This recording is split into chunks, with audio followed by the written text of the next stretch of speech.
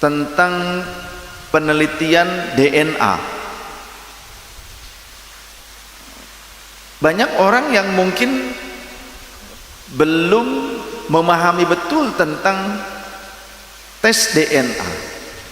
Nah, tes DNA ini ada DNA saja, ada Y-DNA, karena ada X-DNA itu ada Y-DNA.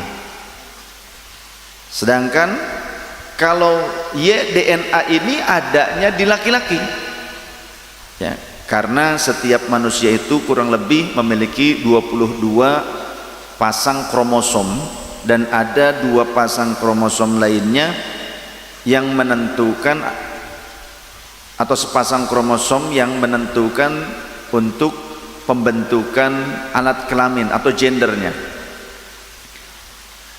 Dan yang perempuan ini ya XX, sedangkan yang laki-laki ada X dan Y. Yang Y-nya ini, kromosom ini adanya di laki-laki. Nah, jadi ada Y-DNA,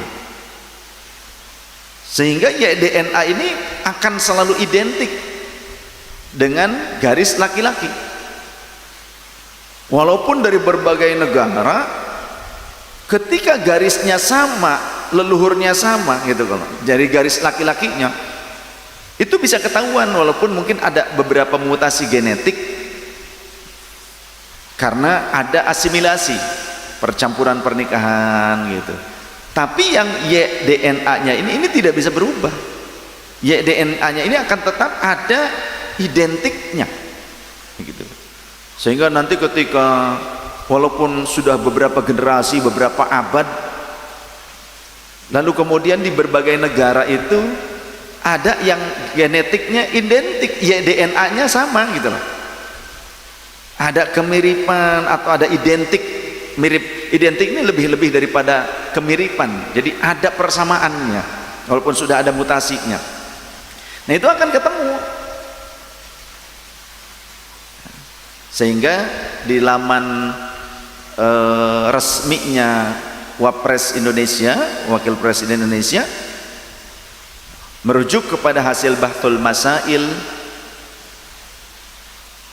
Nahdlatul Ulama, dan juga menurut para ahli genetika, genealogi, juga ahli sains kedokteran, ternyata tes DNA bisa menjadi solusi problematika umat dalam menentukan atau menetapkan tentang hak waris, ya, ahli waris, ataupun tentang silsilah keturunan, tentang nasab. Itu ternyata juga bisa menjadi teori pendukung saintifik yang sangat akurat, yang cukup akurat dan sangat akurat. Menurut para ahli itu 99%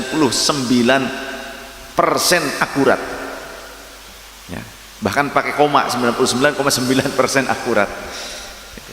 Dan itu bisa dilakukan. Lantas yang menjadi barometer DNA-nya dari mana? Kalau ternyata leluhurnya sudah sekian abad, kan sudah wafat. Jika masih ada sisa-sisa bagian tubuhnya seperti rambut, gigi, kuku, ya, itu masih bisa diambil sebagai sampel Y-DNA tersebut.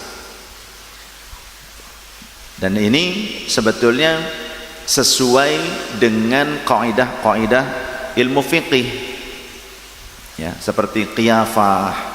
Dulu zaman Rasul kan juga ada orang yang bersengketa tentang ini anak siapa gitu loh.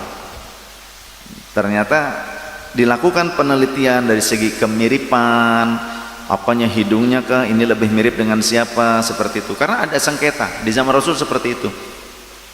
Nah, kalau sekarang di zaman teknologi modern yang sudah dikembangkan lagi, maka bisa diterima ketika ternyata menurut para ahli sains ini sangat efektif, dan efektivitasnya itu, validitasnya itu 99,9%. Wah, itu sudah diyakini oleh para ahli sains, ahli genealogi.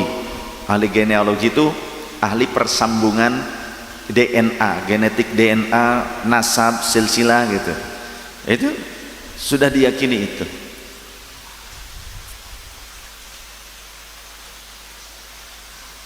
Oleh karenanya kita lihat di berita-berita seperti artis, ya, artis punya anak dari seorang wanita, artis laki-laki punya anak dari seorang wanita yang mungkin sebelum dia jadi artis dia punya istri, kemudian sampai punya anak, lalu pada saat jadi artis dia enggan mengurusnya atau meninggalkan anak dan istrinya tersebut, sehingga pada saat sudah menjadi artis besar lalu dia punya istri lagi. Kan ada kan kejadian begitu. Nah, si anaknya ini menggugat kepada si ayah karena tidak tanggung jawab, istri dan anaknya. Si suami ini nggak ngaku bahwa itu anaknya, nggak ngaku. Maka apa yang dilakukan solusinya? Tes YDNA, tes DNA. Maka dibuktikan ternyata itu anaknya, dan dia akhirnya mengaku. Yang tadinya nggak ngaku akhirnya ngaku. Nah, jadi saya rasa sangat efektif sekali, ya, tes YDNA ini. YDNA khusus untuk menentukan garis laki-laki, DNA-nya YDNA, itu dari kromosom, ya. Jadi YDNA ini sangat efektif sekali, dan ini saya rasa sains ini juga sudah sangat berkembang pesat dan diakui keakuratannya. Ya, ini sebagai pendukung lah, sebagai salah satu metode pendukung utama, bahkan pendukungnya pendukung utama, metode pendukung utama. Sehingga di Bahasul Masail NU disimpulkan atau diterima, diputuskan bahwa tes DNA itu menjadi salah satu solusi problematika umat di dalam menentukan tentang siapa ahli waris, ya, tentang genetika, tentang salasilah nasab. Nah, itu sudah dibukukan di dalam buku hasil Mu'tamar kalau tidak salah. Kemudian juga secara resmi di laman portal websitenya Wakil Presiden Indonesia Profesor Dr.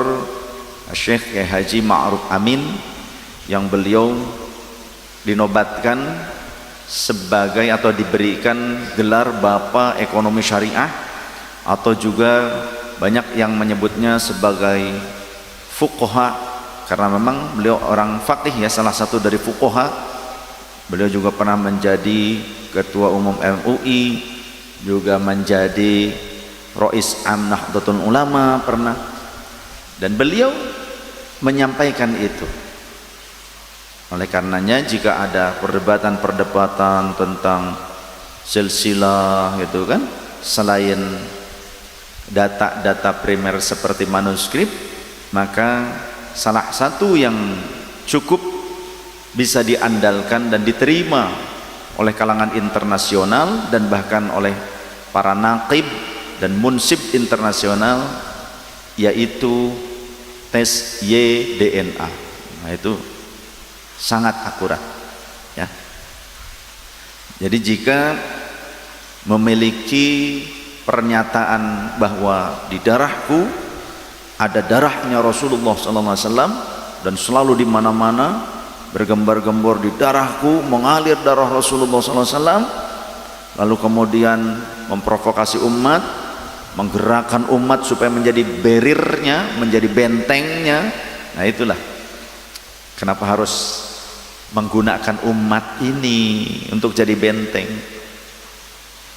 Jadi ketika melakukan pernyataan-pernyataan di mana-mana, ya, berani menyatakan bahwa di darahku, di diriku mengalir darahnya Rasulullah, tapi kenapa nggak berani tes YDNA? Kan simpel. Nggak punya uang, ada yang mau danain, ada yang mau biayai. Jadi ketika mau yakini, kenapa tidak berani untuk tes YDNA? Nah, seperti itu. Jadi kalah sama anak artis tuh yang nggak diakui, ya. Itu anak artis tadinya nggak diakui sama artis tuh, sama aktor sinetron, mau atau ingin diakui, dia rela tes DNA, bahkan bayar sendirilah istilahnya.